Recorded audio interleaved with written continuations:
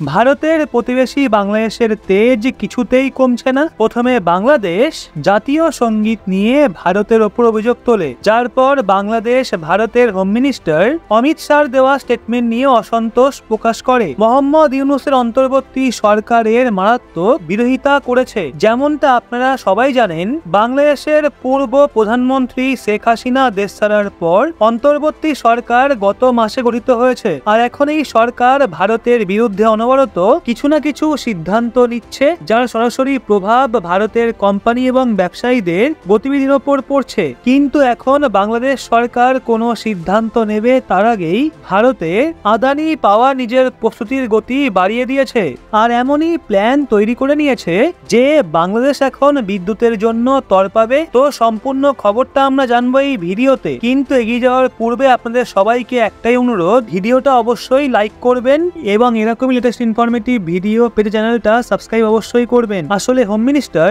অমিত শাহর তরফ থেকে ঝাড়খণ্ড থেকে বাংলাদেশে অনুপ্রবেশকারীদের বের করা স্টেটমেন্ট শুনে বাংলাদেশের অন্তর্বর্তী সরকার তেলেবেগুনে জ্বলে উঠেছে। বাংলাদেশ ভারত সরকারকে রাজনৈতিক নেতাদের বাংলাদেশিদের বিষয়ে আপত্তিজনক অস্বীকার্য মন্তব্য করতে বারণ করতে বলেছে। কিন্তু বন্ধুরা, প্রশ্ন হলো, আমাদের হোম মিনিস্টার এমন কি বয়ান দিয়েছে যে সেটা বাংলাদেশের গায়ে লেগে গেল?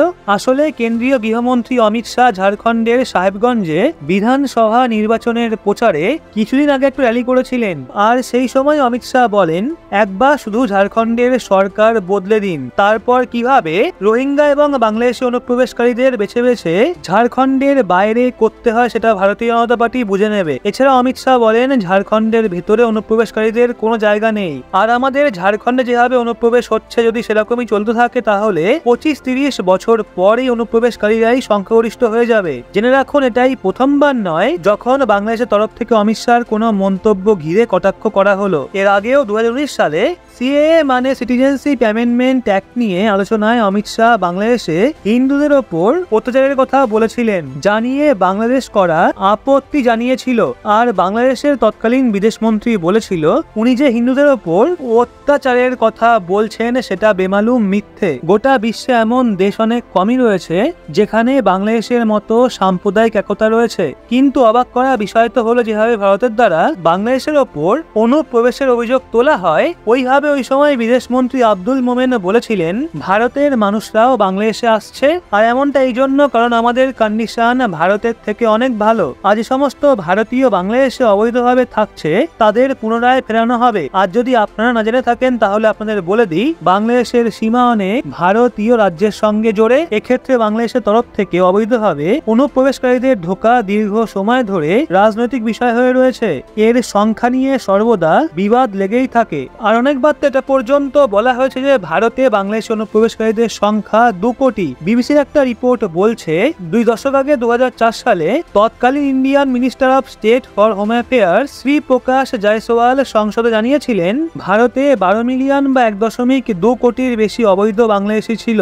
যদিও পশ্চিমবঙ্গ সরকার এবং আসাম সরকারের আলোচনার পর উনি নিজের বয়ান ফিরিয়ে নিয়েছিলেন, আর তারপর 2016-তে তৎকালীন গৃহরাজ্যমন্ত্রী কিরেন রিজিজু বলেছিলেন, সোর্স থেকে পাওয়া ইনফরমেশন অনুযায়ী ভারতে বাংলাদেশে 2 কোটি অবৈধ অনুপ্রবেশকারী রয়েছে। মানে অনুপ্রবেশের বিষয়টা দীর্ঘ সময় ধরে চলে আসছে, আর সদ্যই যখন অমিত শাহ সেই নিয়ে বলেন তখন বাংলাদেশের তীব্র বিরোধিতা করে। ওদিকে এখন আদানি পাওয়ার বাংলাদেশকেও উপযুক্ত জবাব দিয়ে দিয়েছে, আর তারা তাদের প্ল্যান্টের মাধ্যমে উৎপাদন করা বিদ্যুৎ বাংলাদেশকে দেওয়ার বদলে ভারতেই সাপ্লাই দেওয়ার প্রস্তুতি নিচ্ছে। রিসেন্টলি ইন্ডিয়ান এক্সপ্রেসের রিপোর্ট অনুসারে আদানি পাওয়ার ভারতে বিদ্যুৎ বেচার জন্য ব্যাকআপ প্ল্যান তৈরি করছে, যার দরুন কোম্পানি ঝাড়খণ্ডের গোড্ডাতে নিজেদের 1600 মেগাওয়াটের থার্মাল প্ল্যান্ট যে বাংলাদেশকে নিজের সম্পূর্ণ উৎপাদিত বিদ্যুতের সাপ্লাই দেয়, ওই প্ল্যান্টকে বিহারের লাখিসারাইতে একটা সাবস্টেশনের মাধ্যমে ভারতীয় গ্রিডের সঙ্গে জুড়ছে। গুরুত্বপূর্ণ কথা হলো,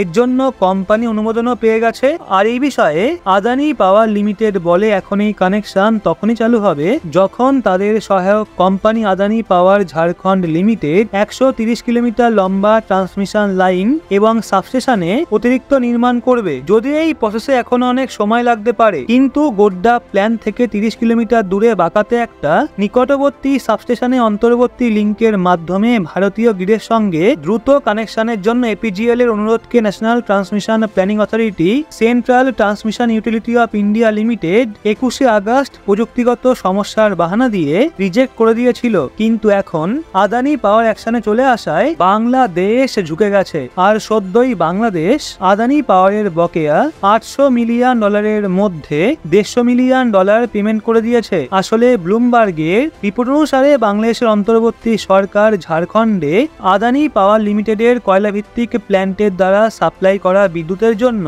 বকেয়া রাশির পেমেন্ট করা শুরু করে দিয়েছে। এছাড়া আগস্ট অবধি বাংলাদেশের মোট বকেয়া ছিল $2.5 বিলিয়ন, যার মধ্যে এনার্জি সেক্টরের বড় অংশ সামিল ছিল। যদি আপনাদের না জানা থাকে তাহলে আপনাদের জানিয়ে দিই, ঝাড়খণ্ডের গোড্ডাতে আদানি পাওয়ারের 1600 মেগাওয়াট প্ল্যান্টের বাংলাদেশের পাওয়ার ডেভেলপমেন্ট বোর্ডের সঙ্গে চুক্তি রয়েছে, যার ভিত্তিতে সে তার পুরো প্রোডাকশনের সাপ্লাই দেবে। এই সাপ্লাইয়ের জন্য মান্থলি অ্যাভারেজ বিলিং $90 মিলিয়ন থেকে $100 মিলিয়ন।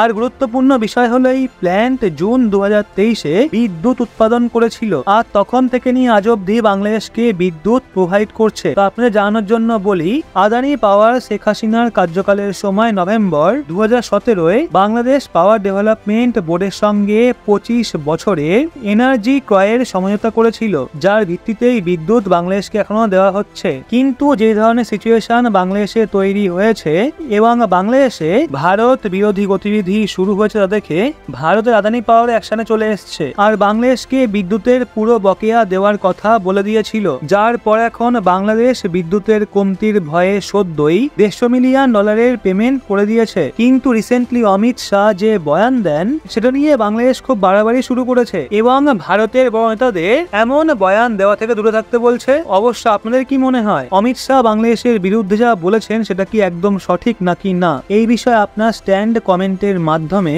অবশ্যই জানান। আর আমাদের ভিডিওগুলো আপনার ভালো লাগলে অবশ্যই লাইক, শেয়ার এন্ড সাবস্ক্রাইব করে চোখ রাখুন রহস্য বাংলার পর্দায়।